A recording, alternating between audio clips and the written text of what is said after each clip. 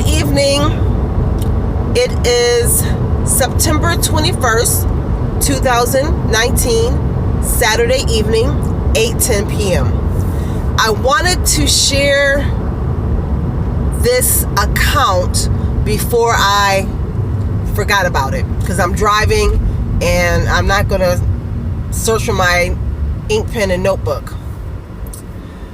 So I told you guys about the man. I think I told you about the man who said he was arguing with his wife and she started grabbing papers and she was dropping them, picking them up, dropping them, picking them up, and they were just arguing with each other. So she dropped this one sheet of paper. He picked it up and it was her medical report. And it had information on it that she had never told him. It was, she was bipolar and schizophrenic. He said everything made sense because he could not understand, quote, he could not understand why they were always arguing.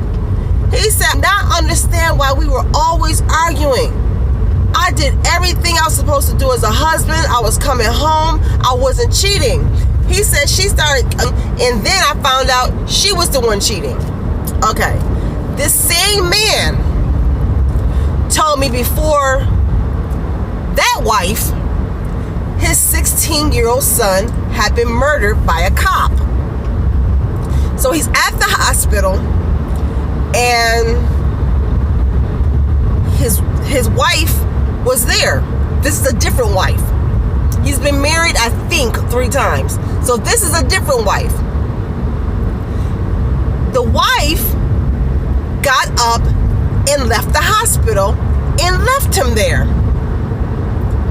He said her 21-year-old son called her on her cell phone and asked her, where was she? Him, I'm going home.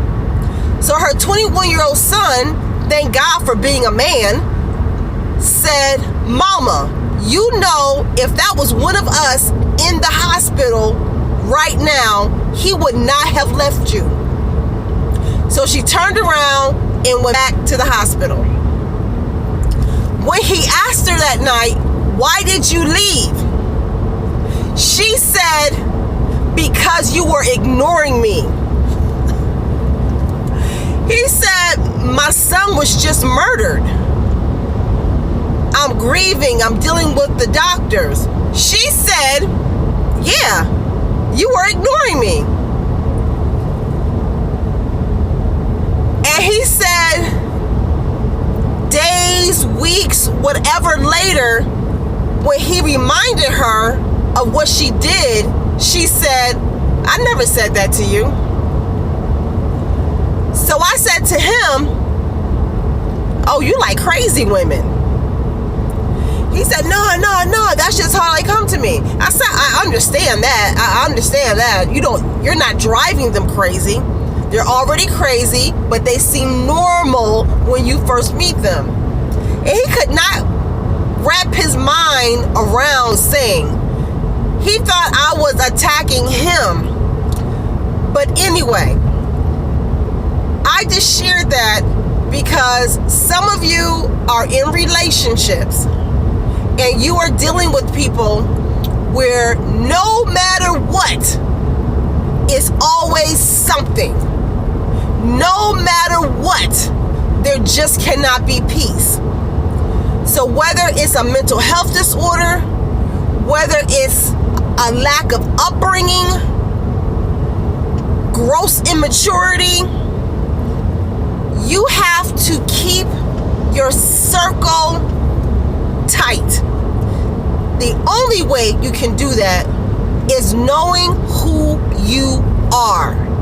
When you know who you are, your standard, your character, and your integrity, and you're not codependent, you're not needy, you're not just with someone, I'm talking friendships, family, you're just not with somebody just because you don't want to be alone, you will find out the chaos and the confusion just fizzle and and die out.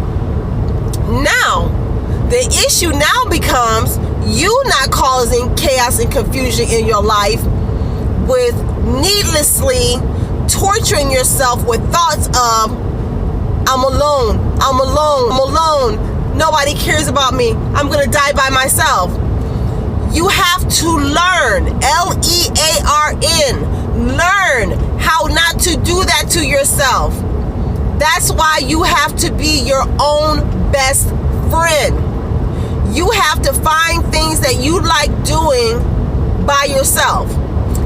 Example, one thing I like doing, I go get coloring books, and I even hit coloring book, and I use colored pencils, not the crayons. That's me personally. Colored pencils, you can use paint, and I can literally color. That is an excellent pastime because it helps with anxiety. It slows you down. It slows you down. Another thing I like to do is make vision boards. So I'm getting ready to go from using those actual big boards that you can get that kids use when they're doing projects at school, and going to get me like a sketchbook, because that way I can carry it around. Or you can use your day planner. But it's your intentions, it's what you want to have for yourself. So like the word freedom, peace of mind, empathy for go get yourself some bridal magazines, then go get some pictures of yourself, cut your face out and put it on top of the model who's wearing the wedding dress, and see yourself married. See yourself free of chaos and confusion. So again, becoming your own best friend and being able to be alone with yourself for periods at a time. And then this is what I started doing this year, and I'll be doggone if it didn't work. I stopped praying for friends. Now I know some people, and there are people I hang out with, and there's a few people, one person in particular, two actually. One is out of state though, but close by there's one person. If I got it, she got it. If she got it, I got it. And we don't always have to ask each other for it. So I stopped praying for friendships, and I started praying for a support network and a support system. And I prayed that I would be a good support system for somebody else, a good network person for somebody else. Because I need more than just somebody to do things with. When the rubber meets the road, I need somebody who's going to have my back, because I have receipts for my character. I'm 52, since my 20s. And I moved off campus into my own apartment when I started letting sorority sisters stay with me when they needed a place to stay. When I paid people's eviction notices, when I've given people money to pay on their car repair so that they can be mobile again. When I've taken people to the store, including Dollar Tree, and literally took them grocery shopping. Because you know Dollar Tree has name brand foods, and they also have a refrigerated section, meat, eggs, bread, things along that line. And I've taken them to the regular grocery store. So I have receipts.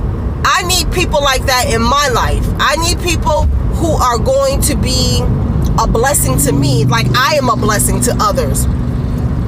So I just wanted to share that with you. If you are confused about why you seem to keep hitting a wall, relationships with people, they either have a mental health disorder, literally a mental health disorder. They are grossly immature, selfish, and you have to look at the fact that you're making choices based on your feelings and your emotions. Feelings and emotions come and go. They are like the wind. Feelings and emotions come and go. That's why when something drastic happens in your life, like you lose a job, somebody dies, they say for 1 year you should not make any major decisions. None. Because you're in your feelings. That can kick in and have you bouncing off the walls or running. So, be mindful, be prayerful, read your word, be productive, and move with purpose. God bless you.